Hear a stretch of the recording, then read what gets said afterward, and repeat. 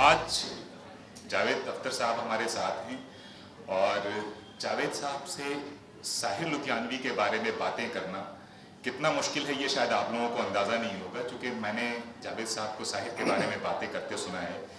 और मुझे लगता है कि जब एक बड़ा कुशादा जहन का शख्स, एक बड़े जहन वाला इंसान किसी दूसरी बड़ी शख्सियत के बारे में बातें करता है तो कितने एहतराम और कितनी मोहब्बत के साथ करता है। तो लगता है एक एक लफ्ज़ उस एहतराम में गुंधा हुआ है जिसे उसने खुद अपने दिल की गहराइयों से महसूस किया है। मैं खुश आमदीद कहता हूँ जावेद अख्तर साहब को, और जाहिर है मैं अब ज़्यादा बोलना नहीं चाहूँगा, क्योंकि जो इनकी ज़बान से आप सुनेंगे वो सुनने की तमन्ना खुद हमें भी बहुत दिनों से है। जावेद साहब, बहुत बहुत शुक्रिया। कभी कभी ये सवाल मेरे जहन में आता है, औरों के भी जहन में आता है, हम लोग सोचते हैं, इस पर बात भी बहुत होती है कि ऐसा क्यों होता है कि दुनिया में बहुत से एक्टर्स हैं, एक एक्टर हार्ट थ्रॉब हो जाता है, सुपरस्टार हो जाता है, लोग उसकी हर अदा पे पागल होते हैं, वही आदमी है, बाकी भी लोग हैं। ऐसे ही दुनिया में कुछ पेंटर हैं जो आप पिछले 600, 700, 800 साल में देखेंगे। कुछ पेंटर्स ऐसे हैं जिनका नाम ऐसा हो गया, जिनकी पेंटिंग में लोगों को ऐसा जादू दिखाई देता है। मोना लिसा की स्माइल में पता नहीं क्या क्या उनको दिखता है। डा विंची हो या माइकल एंजेलो के स्टैचू हों, स्टैचू बहुत लोगों ने बनाए हैं। ऐसे ही राइटर्स होते हैं, पोइट्स होते हैं।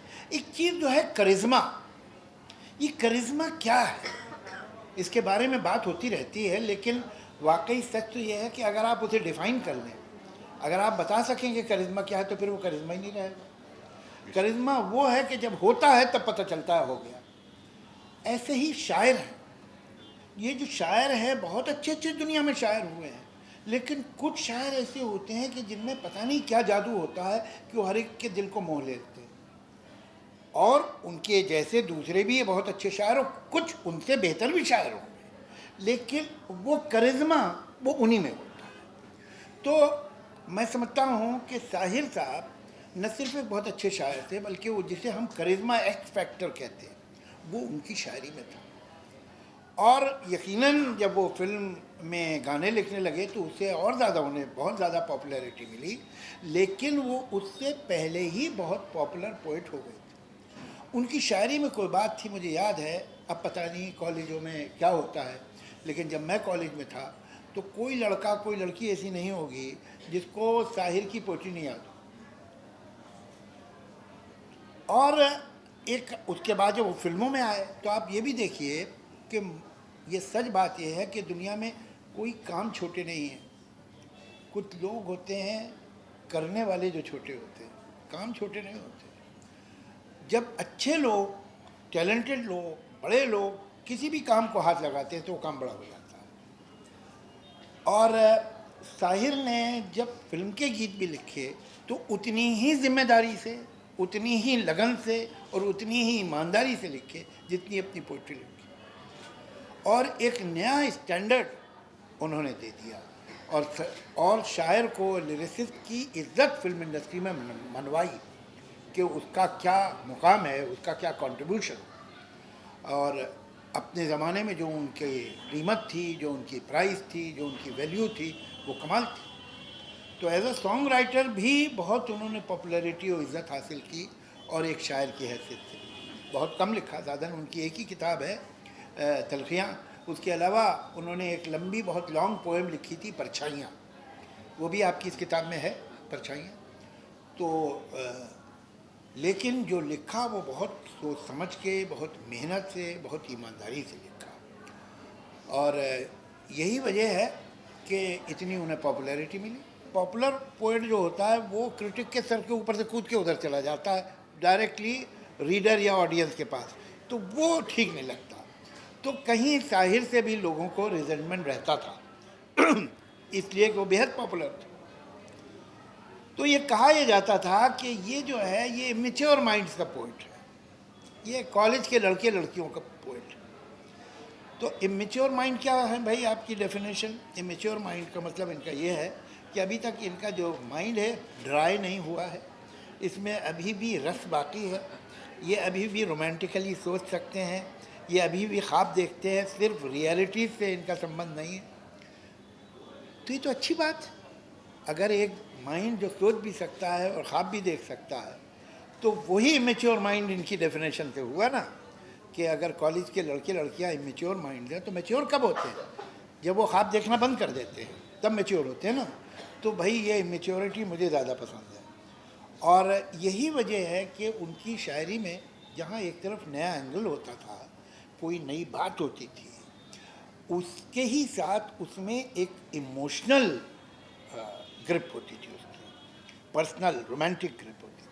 अब देखिए ताजमहल पे कितने लोगों ने नज़में लिखी हैं, लेकिन साहिर ने ताजमहल को जहाँ से देखा, ऐसा तो किसी ने नहीं देखा था।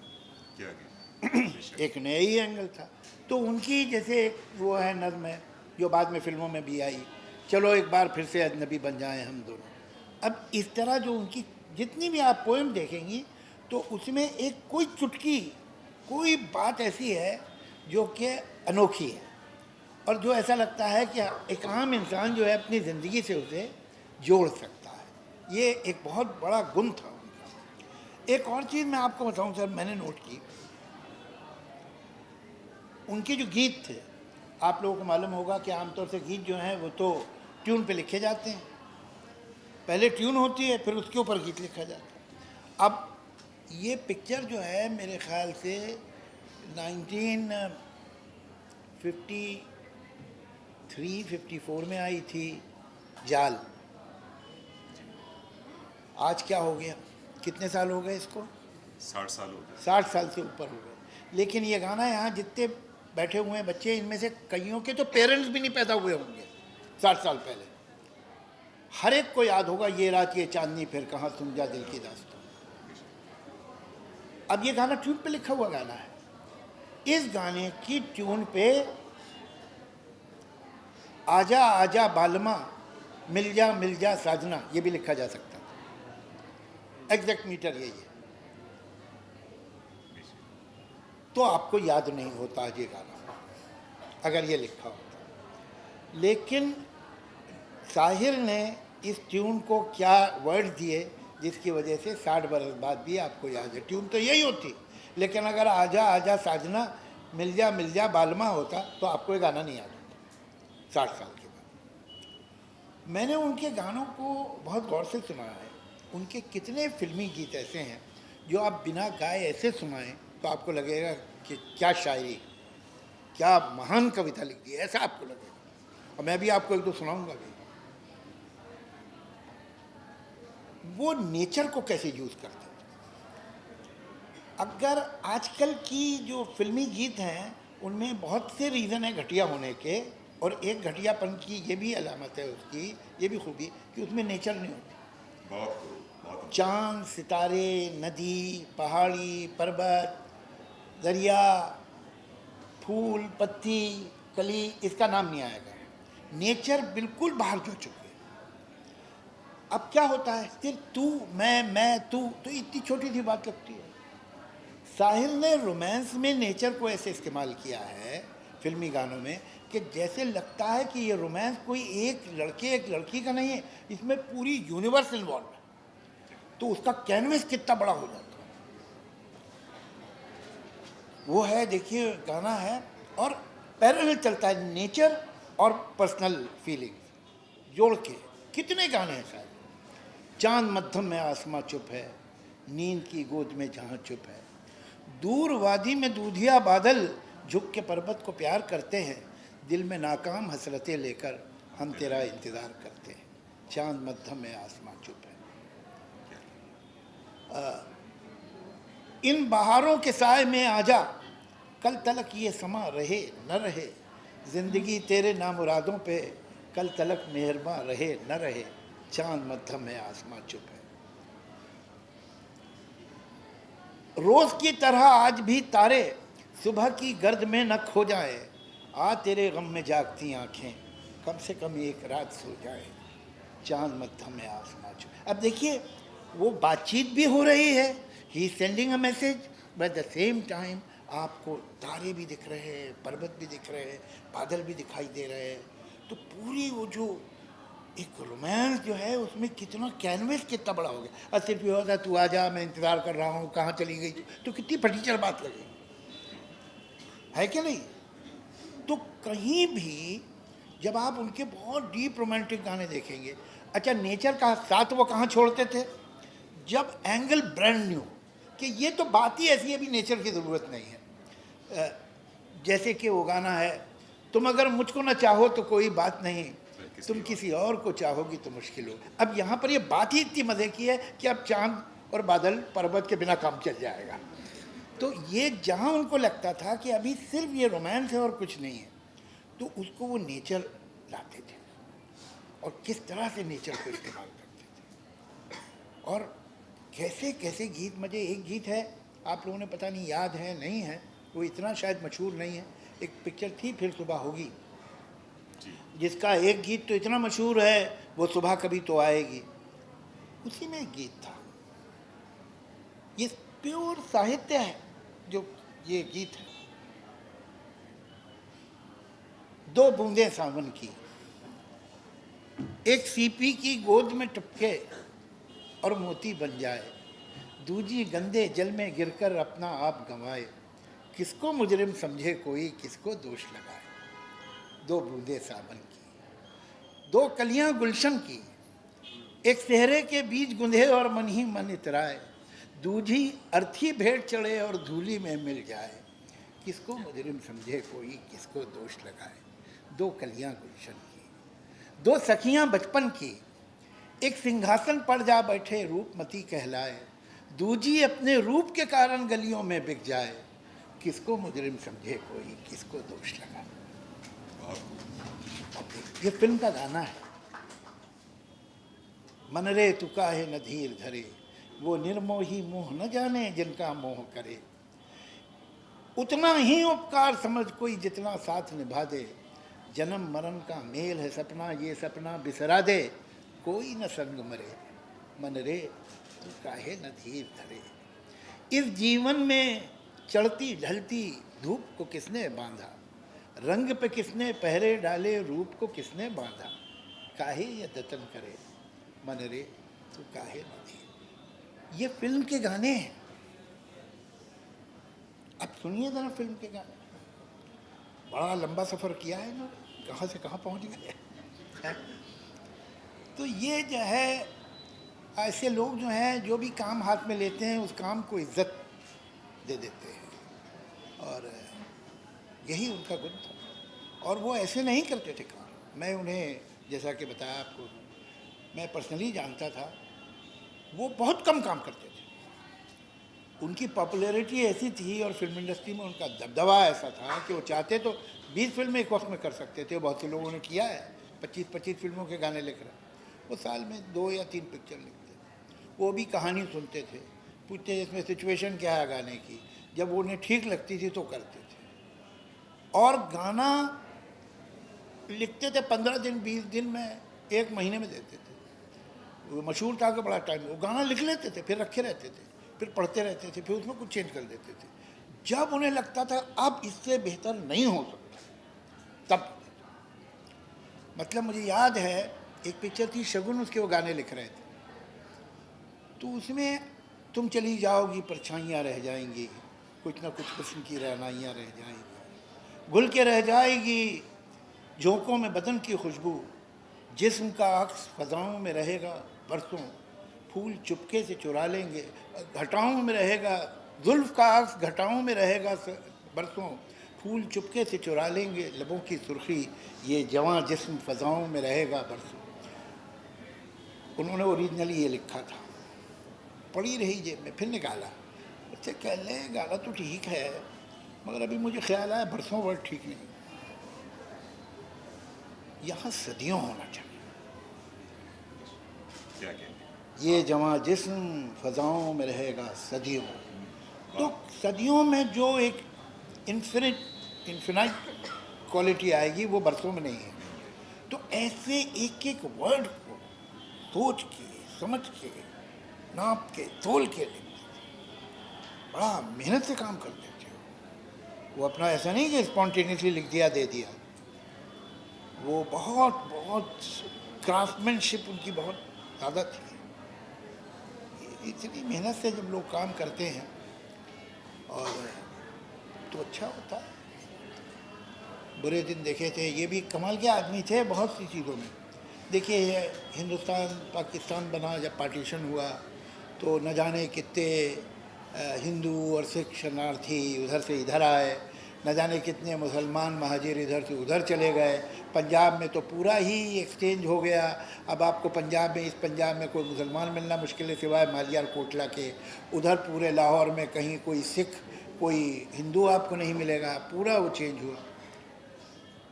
मगर एक आदमी था जिसका नाम था साहिर लुधियानवी, वो पाकिस्तान में था उस वक्त जब बना नहीं था पाकिस्तान। वो इधर आया और उसकी माँ उधर थी। ये फिर गया, तुम्हारा माँ है, तो वो फिर वापस जाके माँ को लेके आया।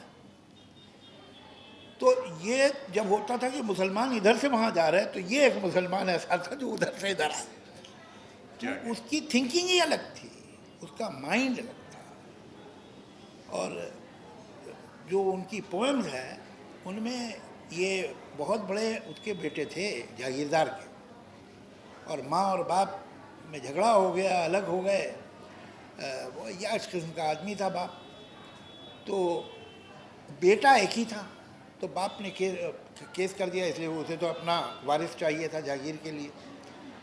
तो ये माँ ने कहा कि मैं अपना बेटा नहीं दूंगी। तो अल्टीमेटली कोर्ट में गया। ये 8-9 साल का था, तो इसने कहा नहीं, मैं तो अपनी माँ के ही साथ रहूँगा। और एक इतने लखपति, उस ज़माने में लखपति बहुत बड़ी चीज़ होती थी, अब तो करोड़पति भी कुछ नहीं होता। और ख़ास तौर से अगर आप करोड़पति 100 और 1000 के, 1000 और 500 के नोट में, तो उस बाप का बेटा गरीबी में पला और उसने बुरे ही दिन देखे। और जब बम्बई भी आया तो सड़कों पे, फुटपाथों पे मारा मारा घूमा, भूखा रहा, तकलीफ़ें उठाई, ह्यूमिलेशन सहे, मगर उसके अंदर जिद थी, फिर था। और वो माँ से जो रिश्ता था वो अनबिलीव, वो अजीब आदमी था। मतलब उसने कभी शादी नहीं की, उसकी ज़िंदगी में सिर्फ माँ थी, और वो कहीं बिना माँ के जा ही नहीं सकता। मतलब अगर उसको जाना है, अम्बाला जाना है, साहब मुशायरा है बम्बई से, कार में जाएगा माँ साथ। वो माँ जो थी एक ऐसी सिक्योरिटी उसकी कि उसके बगैर वो मूवी नहीं करता। और एक गाना उन्होंने लिखा था त्रिशूल में, तू मेरे साथ रहेगा मुन्ने। वो जो गीत है वो मुझे लगता है कि साहिर के दिल से निकला हुआ है। ये वर्ड जो है उसकी माँ के वर्ड्स, क्या क्या बड़ा पावरफुल गीत है वो। आप सुनिएगा कभी। तू मेरे साथ रहेगा मुन्ने ताकि तू जान सके कितने खंजर मेरे सीने में गड़े, कितने पत्थर मेरे क्या तन पे पड़े। मैं तुझे रहम के साए में न पलने दूंगी, जिंदगानी की कड़ी धूप में जलने दूंगी, ताकि तब तक कि तू फौलाद बने, माँ की औलाद बने। तो वो ये जो उसके अंदर जो गुस्सा था वो उसकी अपनी ज़िंदगी से आया था। ये की बात। जब फिल्मों का नुकसान होता है तो एक पूरी सोसाइटी का नुकसान होता है, वो ज़्यादा बड़ा नुकसान है। क्या इसमें आप राइटर्स को ब्लेम करें वो भी ठीक नहीं होगा। बात यह है कि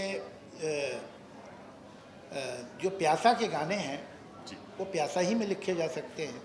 कागज़ फूल के जो गाने हैं वो कागज़ के फूल में लिखे जाए। अब एक पिक्चर आप बनाएंगे ज़िंदा जला दूंगा, तो उसके अंदर तो आप प्यासा के गाने नहीं रख सकते, पॉसिबल नहीं है। हाँ? या ज़ख्मी शेरनी में मेरे ख़्याल से कागज़ के फूल के गाने नहीं आ पाएंगे। तो ये सिचुएशन पे गाने होते हैं। तो एक तो कहानियाँ बदल गई हैं, एक दूसरे म्यूज़िक का जो धर्म है वो बदल चुका है। म्यूज़िक इतनी लाउड और इतनी तेज़ हो गई है, उसका टेम्पो इतना फ्रेंटिक हो गया है कि उसमें शब्द जो है वो उनका पता ही नहीं लगता है कि क्या है। जैसे मतलब आप तूफ़ान मेल जा रही है तो डिब्बे थोड़ी गिन पाएंगे आप, उसी तरह से आप ये शब्द क्या है आपकी समझ में नहीं आता, इससे पहले समझ आओ तो निकल गए हैं। तो उनकी वैल्यू कम हो गई है। लेकिन ये हवा में नहीं हो रहा है, ये फिल्में भी और जो फिल्म बनाने वाले हैं ये भी सोसाइटी का हिस्सा, कहीं दूसरे प्लेनेट से तो आए नहीं हैं। हमारी जो समाज है उसमें ही भाषा कम हो रही है, भाषा मर रही है।